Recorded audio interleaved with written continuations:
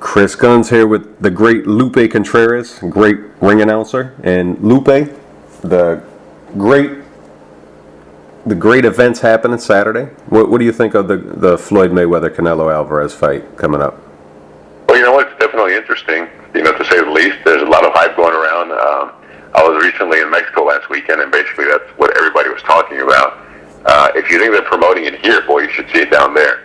The network Televisa, which is basically the company or the network that promotes Canelo, they've got a countdown clock going on during the whole broadcast day. So it's definitely something that's taken Mexico by storm, and certainly the boxing world. Yeah, and they actually got a stadium that they're going to fill up in Mexico for the celebration that they hope's going to happen. I don't doubt it. The country's going to come to a standstill, that's for sure. Yeah, and you announced the fight between Canelo Alvarez and Larry Mosley. Larry Mosley's not on Floyd's level, of course, but it's a sneak peek into the style contrast. And Canelo was real young. It was an 18-year-old Canelo. But what do you remember about that fight? Not that he's on Floyd's level, but he was a great amateur. He has some style to his fights, and it gave a young Canelo problems, didn't it? He did.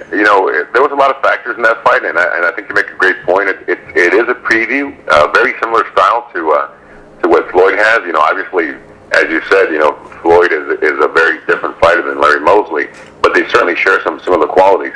What I do remember, obviously he was a young kid. I believe it may have even been his first time in the U.S. It was.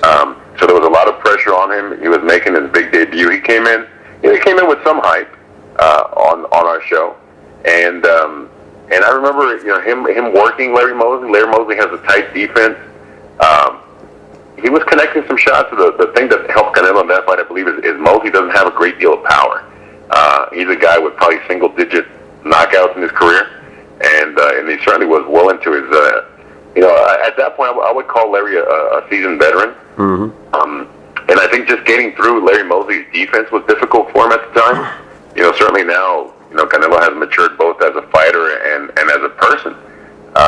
So as you said, I think getting through that shell that Larry Mosley was working with is a preview to what we might see on Saturday night.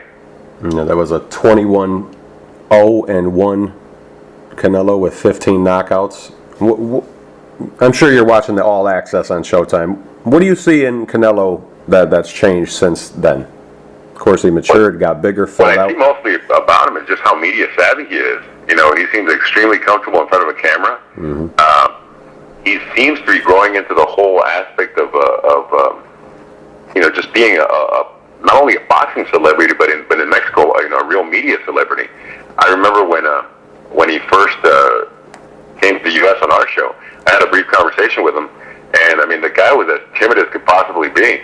I remember asking him, I go, is everybody coming up to you speaking English thinking you're a young Irish kid or something? And he just kind of giggled and didn't really answer back. He just kind of said, yeah, and kind of went back to his shell. So what I see most of him is just how media savvy he is, how in control he is of just what he's saying, what he does, and I think he's built an image for himself, and he definitely owns it. Yeah, I love talking to ring announcers like you because you get the opportunity to see more fights than most people get to see. So you have a ring IQ that a lot of people don't get. What do you see in Floyd Mayweather that makes him so hard to fight and so hard to beat? I think he's very careful, and careful in the sense that he knows what he's up against. And the guy is just I think he eats, sleeps, and dreams boxing. Mm-hmm. He's definitely been a guy that I'm still not quite sure. I've always wanted to ask him whether he's the guy who chose boxing, or if boxing just kind of he had no say in the matter, and that's what he was going to do. Growing up in the gym and coming from a boxing family, but he's a guy that studies his opponent.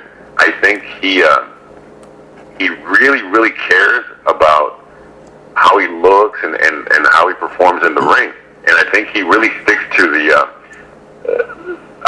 the most basic form of boxing in the sense that it's hit and not get hit. If there's a situation which is somewhat dangerous or maybe puts him in a precarious position, he gets out of there. You know, I think I was most impressed when in the fight against Mosley where he got rocked. Yeah. He was in some serious problems there, and he did what was necessary to make it through that round. You know, he was wobbly. He didn't really clinch, but he went straight into defensive mode. Mm-hmm. He didn't try to trade with Mosley. He didn't try to, you know, clinch. He just kind of sat there in the pocket and tried to do his best to survive that round. And he came back and basically went back to being Floyd from that point on. Yeah, and Canelo seemed obsessed with Floyd and getting this fight for a few years now. He thought he was ready about 2 or 3 years ago. He was already calling him out. What do you think Canelo's going to bring to this dance? He seems ready. He seems like he been wanting Floyd and seems legitimately like he thinks he could win. What do you see happening with Canelo in the ring on Saturday? You know, I think he's going to have his moments. I think his biggest positives are the fact that he's going to come in there in extremely good shape. Possibly by the time he gets into the ring, maybe he might be in the high 160s. Mm-hmm. You know, as we've seen in the docudrama that they've been using to promote the fight, yeah. He's definitely putting in the work. He's studying Mayweather, and I think just his conditioning and his tenacity, and I really truly believe he believes that he can win this fight. Mm-hmm. You know, certainly I think it's a different issue once you get in there against a guy like Floyd. But I think his determination basically and his physical preparation are going to be the biggest things that are going to help him in this bout. Yeah, and there's a rumor going through the sport now that Floyd was dropped a couple days ago with a left hook to the body. So maybe that's a preview of things to come for Canelo too. Well, yeah, I mean, if one thing Mexicans are known for is their body attack, and especially that hook to the body. You know, who knows how much stake you can really put in those reports that come from those camps. You know, there's all sorts of stories that come from them. You know, if I've known one thing about human beings is we have a tendency to exaggerate or remember incorrectly. So, you know, there's only so much you can say for that. And honestly, of Floyd getting dropped with anything, the last thing I would think of would be a body shot. Yeah, it's true. But yeah, I mean, when have you seen anybody land a clean body shot on Floyd or a clean punch? Period. Yeah, but I can't imagine Floyd given that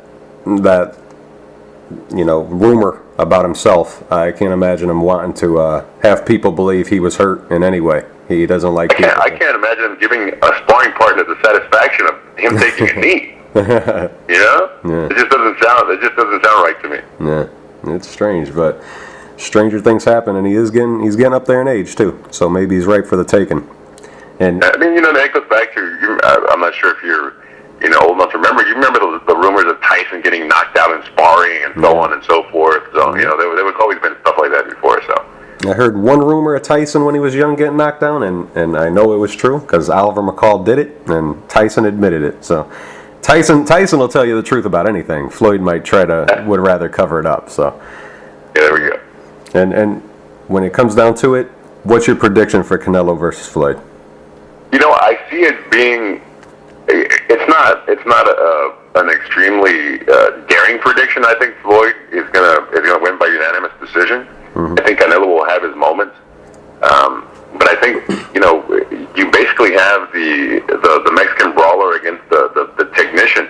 And if you look back through history, some of the Chavez fights and some of the other Mexican versus slick boxer type matchups, those have been the ones that have always given Mexicans the hardest time. Yeah. I think definitely there'll be moments when Canelo looks good and he puts the pressure on Mayweather. But I think it'll be similar to the Corpo fight where I think he'll get credit for looking better than a lot of people think. But I think eventually Floyd's going to come out and just do what he does and come out with a unanimous decision. Yeah, and that's how most of the people are thinking the fight's going to go. I was surprised because I'm thinking. I'm feeling something for Canelo. I'm feeling an upset in the air. I feel like it's coming. And I talked to Robert Garcia the other day, and he agreed with me, so it made me feel like I wasn't alone.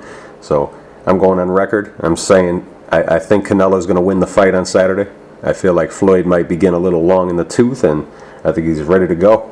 I think Canelo wants the fight. He's obsessed with it, and that's how I'm thinking.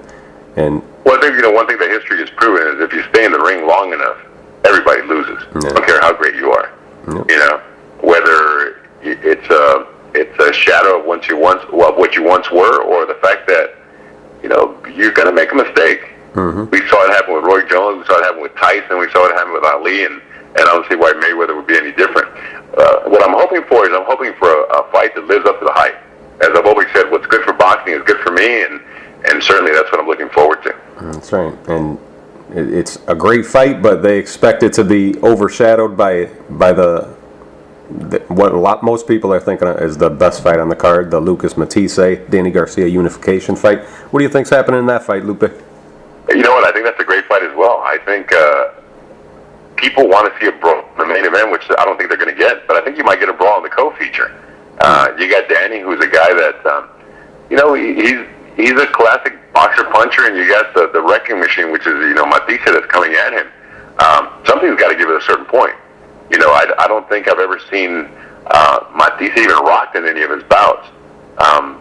But certainly, if there's a boxing advantage, that would have to go with Danny Garcia. But certainly, the power and strength would have to go to Matisse. And I think it has a good opportunity to steal the night.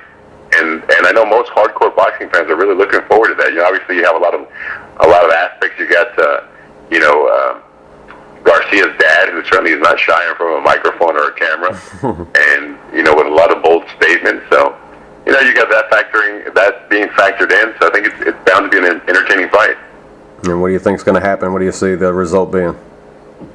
Have any pick for them? If I had to predict something, I would have to go with Matisse by KO. Like I said, not a very bold prediction either. I think that's what a lot of people are picking. Mm-hmm.